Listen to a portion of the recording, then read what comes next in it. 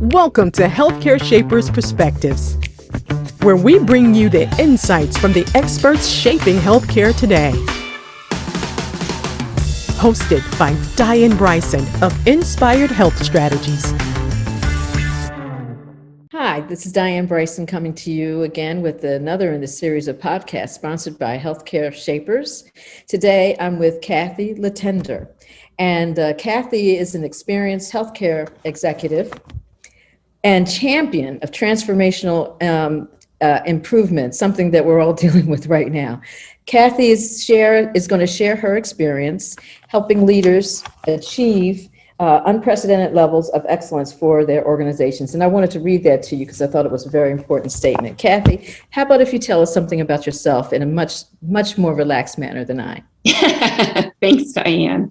Yeah, so I am a healthcare executive and consultant now. And I really, my specialty is in organizational excellence, transformation, and performance.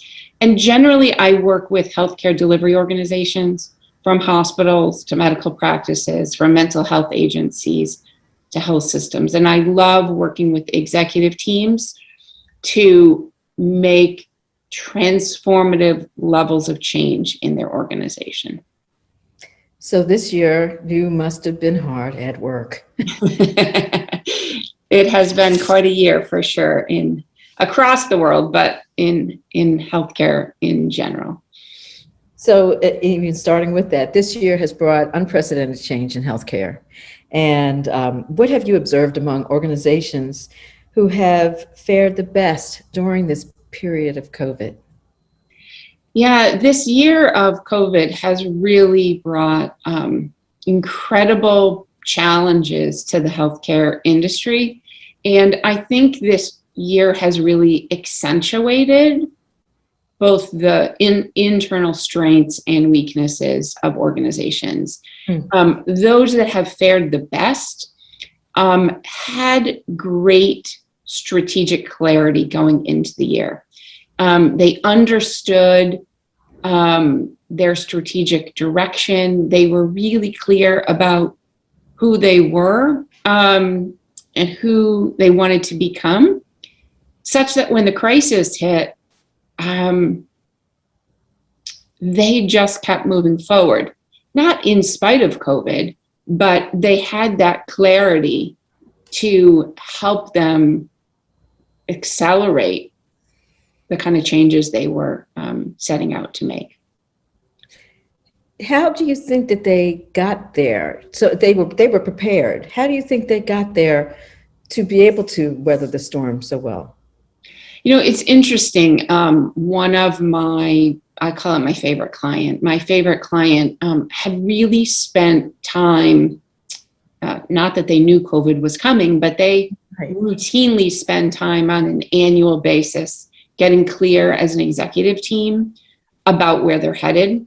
And so having done that work up front helped them, for instance, to accelerate improvement. I remember talking to the CEO of this client, and he said, 6 months into the year, and we've already implemented all of our strategic objectives for the year, right? I contrast that with organizations who went into crisis management mode and everything was put on the shelf, as opposed to accelerating through implementation, because they were clear on what they needed to accomplish, why they needed to accomplish it, and they accelerated implementation because they understood the why and the purpose. So I've been in organizations where we probably did not do a good job of strategic planning, and these are huge corporations where the worker bees didn't take it so seriously. We said, okay, we'll get that done. We can check it off, and it'll be in our performance review. So what it sounds like is those organizations that really took this seriously in advance were much better prepared. Is that right? Yeah, I mean, strategic planning is one part of the process, but rolling that out into the organization to, as you said, the worker bees, to folks that understand how they can contribute to the strategic objectives is vital. So it's not only about developing a really clear and compelling strategic direction, but ensuring that it's understood and translated for all different contributors in the organization, right? Helping people understand how they can contribute, how they can advance, how they can be a champion or a part of the strategic plan.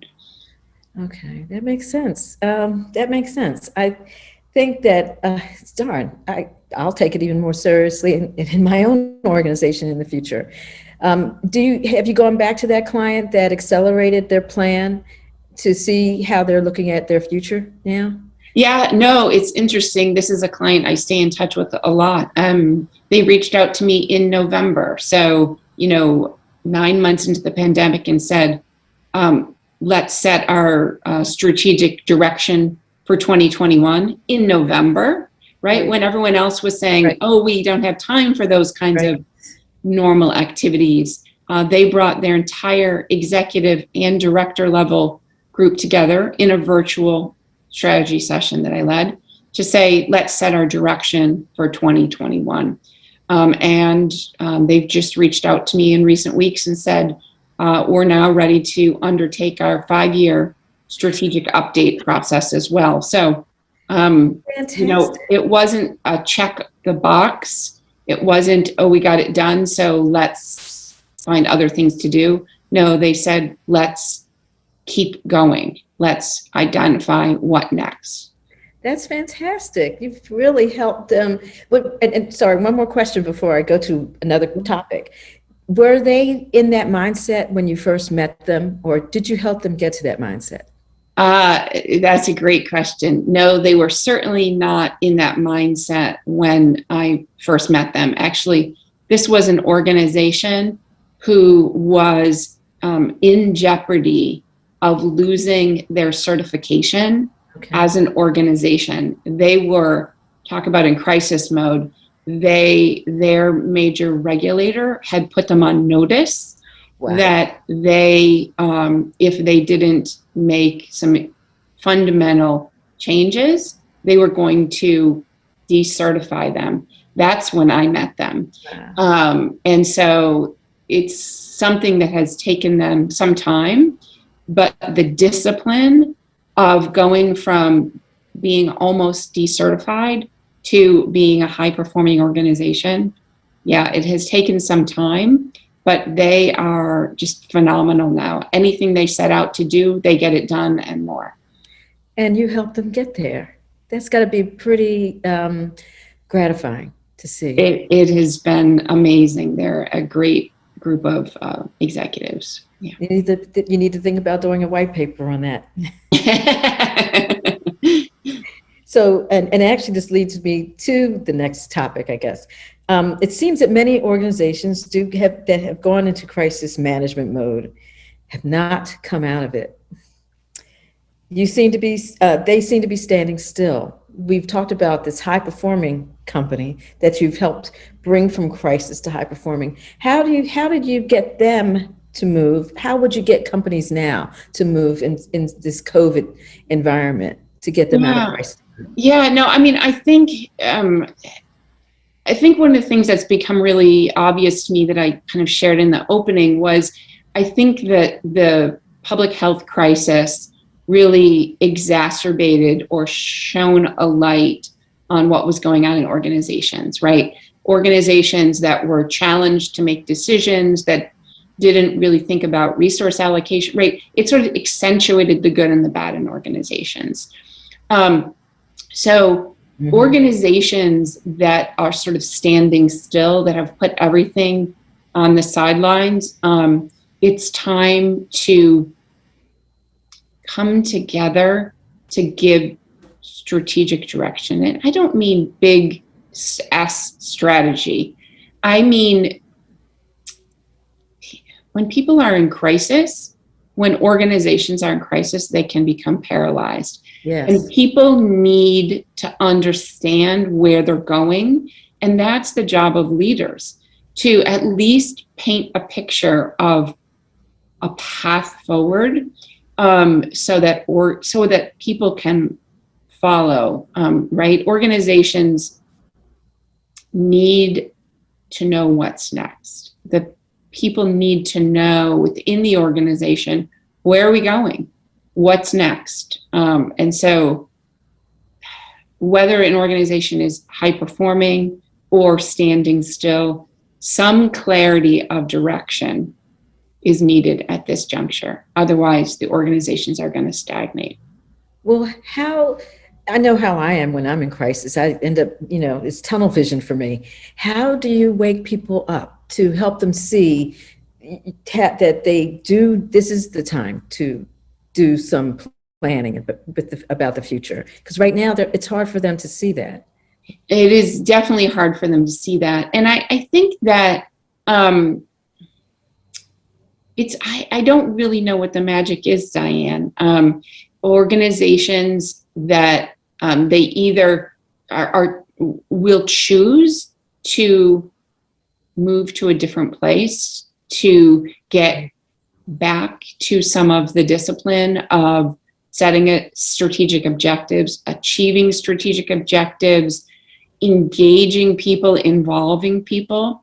So I have those conversations with leaders. I just started working with a new organization who these concepts are new to them, but they recognize that the year of crisis was simply that, and that mode of crisis management isn't going to get them back to serving their patients in a really strong way. And so they're just beginning to say, let's develop some clear objectives for the year ahead. Let's begin to assign executive sponsors for those and put together some teams of high performers in the organization to achieve those objectives. So it is some of those fundamental building blocks. It's time to kind of put those building blocks back into place. Okay. Do you think that could be I see a few silver linings in spite of the disaster that COVID is. There are some silver linings, and could it be that that thinking even came about as a result of having to manage that crisis? Yeah, I do. As a healthcare executive and a public health trained healthcare executive, there's no doubt that this year has been a very sad year for our world. And I don't in any way want to minimize the loss and the incredible, incredible strain on our healthcare providers. Please don't take that as minimizing the tragedy of this year. Understood. That said, the organizations need some clarity in order to pull out of this situation, in order to move to a different place. People are people, right? Yes. Humans are organizations are people. Right. They're made up of people, and people are tired, people are exhausted. And part of setting that clear direction is recognizing that. But people are motivated by momentum, and we need to kind of create some momentum again. Okay. I'm feeling the same, honestly. So on that, you've had experiences in helping the organization, and I'm sure others, the one you described, and others, to move from crisis to high performance. You've watched, and now organizations are coming to you in the midst of crisis, recognizing that they need to set some goals, some objectives. What other advice would you give to organizations to help to navigate all of this, as well as, I guess, not just in 2021, because we're mid-2021, where planning is going to be starting for 2022? So what kind of advice would you give for the next like 18 months? Yeah, I think that my advice to executives and leaders would be to be bold, to be clear, to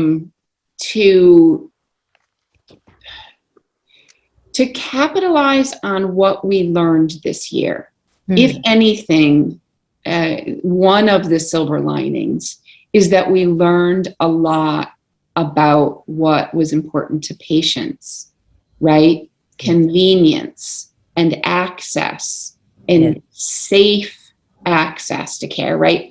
All of these things were incredibly illuminated this year. And as a healthcare industry, we had to change to respond to that health crisis and these patient needs. And so now that we recognize these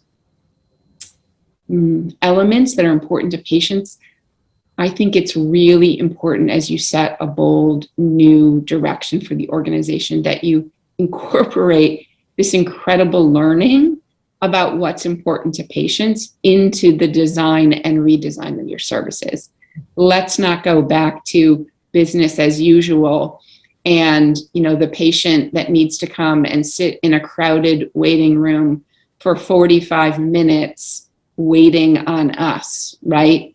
Those days need to be over, right? We learned that patients certainly didn't want that during COVID, and we learned how to do things in a way that wasn't what we expected of patients. So let's not return to those arcane practices, but let's build on what we learned about what's important to patients. Let's build that into the system going forward. So that's my hot button, putting patients' needs at the center. And I could take over this podcast on that. But I want to make sure, I guess, come back to that because we have that passion in common. Those needs were always there. So finally the light bulb went off. And so what do you think changed in the thinking to recognize that those things that patients always wanted, we can now deliver?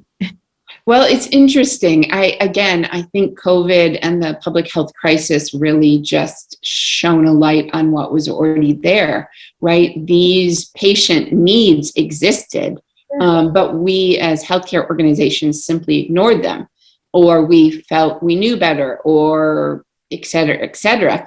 When COVID hit, patients spoke with their feet. Like, they simply were not going to go in and be unsafe and inconvenienced. They simply did not show up.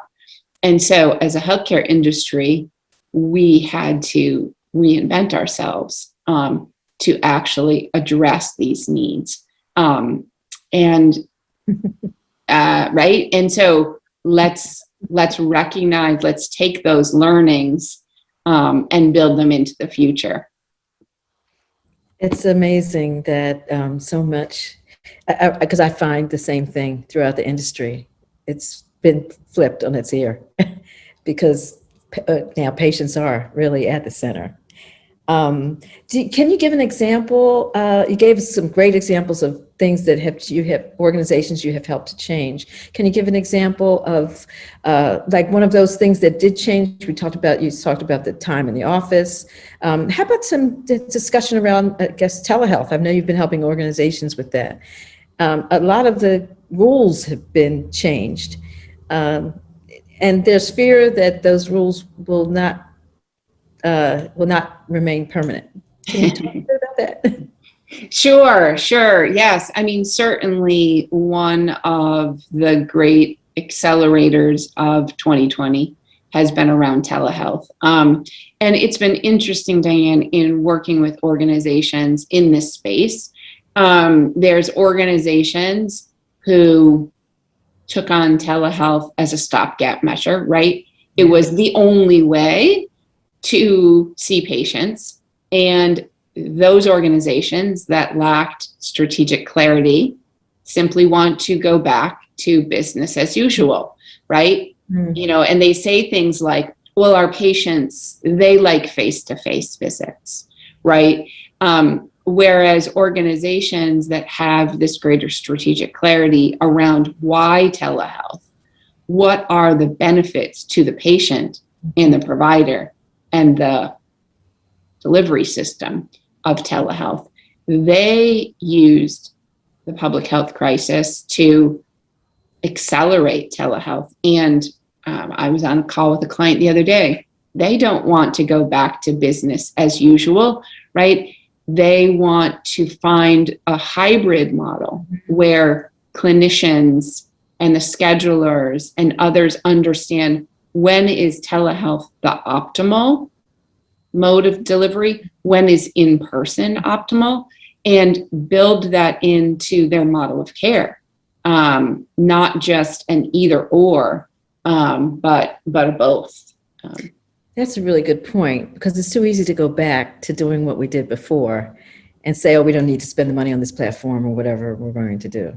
And it's interesting because as I said, we hear from provider. I mean, they often, I'll call it, blame it on the patients. Oh no, my patients, they really love the hands-on face-to-face. And I say to them, like to a rural healthcare provider who I was talking the other day, really? Your patients really want to take a half a day off of work to drive 45 minutes to sit in the office for a half hour for a 7-minute appointment to drive home again 45 minutes? I don't think so. How did they respond to that? I'm so sorry. I'm interrupting. How did they respond to that question? Yeah, no, it's interesting.